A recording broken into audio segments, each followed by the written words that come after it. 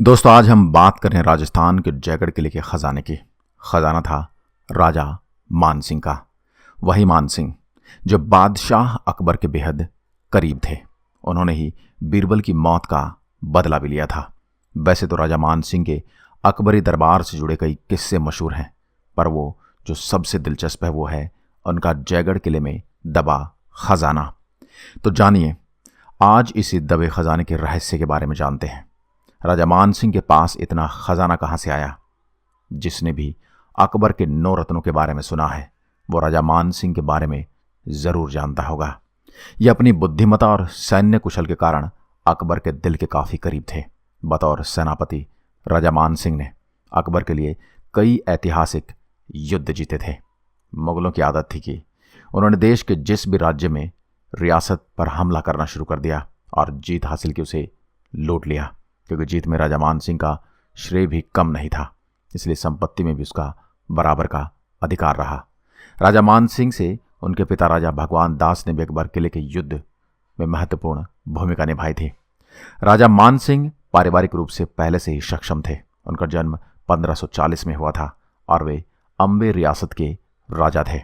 मुगल बादशाह से दोस्ती के बाद उनका कद समस्त भारत में बढ़ गया।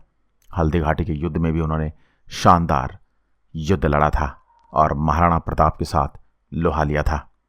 हालांकि जब मुगलों ने महाराणा प्रताप के राज्य को लूटने की तैयारी की तो राजा मानसिंह ने इसका विरोध किया। वैसे बादशाह अकबर से राजा मानसिंह का दूसरा रिश्ता फूफा और भतीजे का था। साल 1594 में मानसिंह को बंगाल, उड़ीसा और बिहार का शासक नियुक्त किया गया।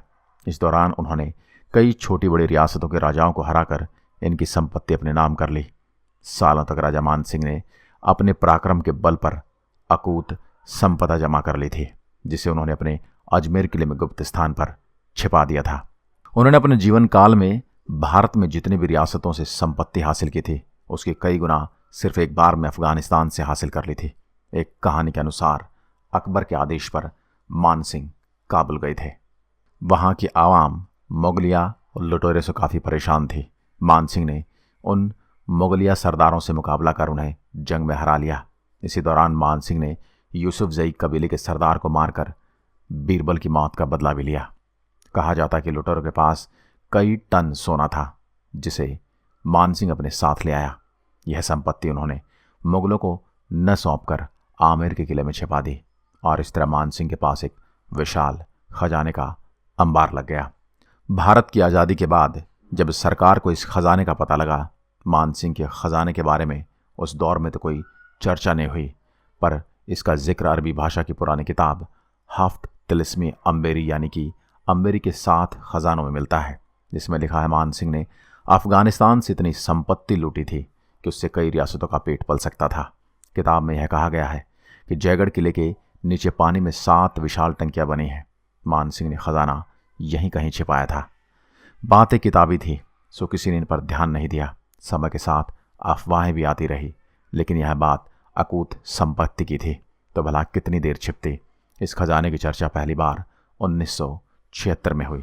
उस समय जयपुर राजघराने की प्रतिनिधि महारानी गायत्री देवी थी। गायत्री देवी तत्कालीन प्रधानमंत्री इंदिरा गांधी की सख्त विरोधी थी और वे स्वतंत्र पार्टी के टिकट पर लोकसभा चुनाव में 3 बार कांग्रेस के प्रतिनिधियों को हरा चुकी थी। कहा जाता कि गायत्री देवी और इंदिरा गांधी में काफी लंबे समय से ठनी हुई थी। 1975 में इंदिरा गांधी ने देश में आपातकाल की घोषणा की थी। एक तरह से सरकार के पास अपनी मनमानी करने का मौका था। आपातकाल की आड़ में केंद्र सरकार ने गायत्री देवी को जेल में डाल दिया। उन पर विदेशी मुद्रा का कानून उल्लंघन का आरोप लगाया गया। इस आरोप के बाद इंदिरा गांधी के आदेश पर जयगढ़ किले में आयकर अधिकारियों ने छापा मारा। इस काम में सेना और पुलिस की भी मदद ली गई। 3 महीने तक जयगढ़ किले में खजाने की खोज जारी रही। हालांकि गायत्री देवी बार बार यही दावा करती रही कि किले में कोई संपत्ति नहीं है, पर सरकार ने संपत्ति के लिए किले को पूरी तरह नुकसान पहुंचाया। यह बात और है कि खुदाई खत्म होने के बाद सरकार ने दावा किया कि महल में कोई खजाना नहीं है। पाकिस्तान ने भी मांगा अपना हिस्सा। सोचने वाली बात यह है कि जयगढ़ किले से जयपुर की महारानी का क्या संबंध हो सकता है। तत्कालीन दस्तावेजों पर नजर डाली जाए तो पता चलता है कि राजा जयसिंह द्वितीय ने 1726 में जयगढ़ किले का निर्माण करवाया था। इस महल में बनाई गई सुरंग का दूसरा हिस्सा मानसिंह के द्वारा 1592 में बनवाए गए आमेर में खुलता था। यानी आमेर का किला और जयगढ़ का किला आपस में जुड़े हुए थे। इसलिए सरकार ने खुदाई तो जयगढ़ किले में करवाई, पर उसके रास्ते वे आमेर किले तक सुरंग दबे सोने की तलाश कर रहे थे। बहरहाल भारत सरकार का यह खुफिया अभियान पड़ोसी मुल्क पाकिस्तान से भी न छिप सका। अगस्त 1976 में पाकिस्तान के तत्कालीन प्रधानमंत्री ने इंदिरा गांधी को खत लिखा, जिसमें कहा गया कि आपके यहाँ खजाने की खोज का काम आगे बढ़ रहा है और मैं आपको याद दिलाना चाहता हूँ कि आप इस दौरान मिली संपत्ति के वाजिब हिस्से पर पाकिस्तान के दावे का ख्याल रखेंगे। जैसे ही यह खत भारत पहुंचा, तब खबरें मीडिया के हाथ लगी और यह मसला पूरी दुनिया में चर्चा का विषय बन गया। खुदाई चल रही थी। भारत से दुनिया भर के राजनेताओं ने खजाने के बारे में पूछताछ शुरू कर दी। आखिरकार 3 महीने के बाद इंदिरा गांधी ने खजाना न मिलने की घोषणा की और पाकिस्तान को जवाब लिखा, हमने अपने कानूनी सलाहकारों से कहा था कि वो आपके द्वारा पाकिस्तान की तरफ से की गई दावे का ध्यान से अध्ययन करें। उनका साफ साफ कहना है कि इस दावे का कोई कानूनी आधार नहीं है। वैसे यहाँ खजाने जैसा कुछ नहीं मिला। शक के घेरे में क्यों है सरकार? सरकार ने भले ही खजाना न मिलने की बात कहकर पल्ला झाड़ लिया था, पर यह बात लोगों के गले नहीं उतरी।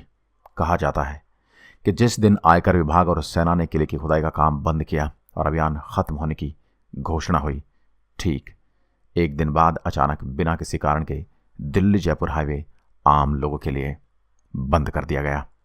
माना जाता कि सरकार को किले से काफ़ी संपत्ति बरामद हुई थी। उसे ट्रकों में भरकर दिल्ली भी लाया गया था। क्योंकि सरकार जनता को इसकी भनक नहीं लगने देना चाहती थी, इसलिए हाईवे को बंद कर दिया गया था। हाईवे बंद होने की घटना पर कांग्रेस ने कभी कोई सफाई पेश नहीं की। राजघराने के कई सदस्य हैं जो सरकार के दावे पर विश्वास नहीं करते। कहा जाता है कि 1977 में जनता पार्टी की सरकार आने के बाद जयपुर राजघराने को किले से बरामद संपत्ति का कुछ हिस्सा लौटाया गया था। हालांकि सच आपातकाल की भेंट चढ़ गया। अपनी साख बचाने के लिए सरकार ने कहा कि किले में खजाना था ही नहीं। इतिहासकारों से कहलवाया गया कि खजाना था, पर उसका इस्तेमाल रियासतों ने जयपुर और आसपास के क्षेत्रों के विकास के लिए कर लिया था। इन सभी दावों के बीच सच का पता आज तक नहीं चल पाया। जयगढ़ कहें या आमेर का किला, खजाना जहां भी था, कम से कम अब तो वह वहां नहीं है। दोस्तों, अगर आपको हमारा वीडियो अच्छा लगे तो प्लीज़ वीडियो को लाइक करें, शेयर करें और कमेंट करें, और हमारे फेसबुक पेज को फॉलो करना ना भूलें ताकि हमारी नई वीडियो की अपडेट आपको मिलती रहे। आज की वीडियो में बस इतना ही। जय हिंद, जय भारत।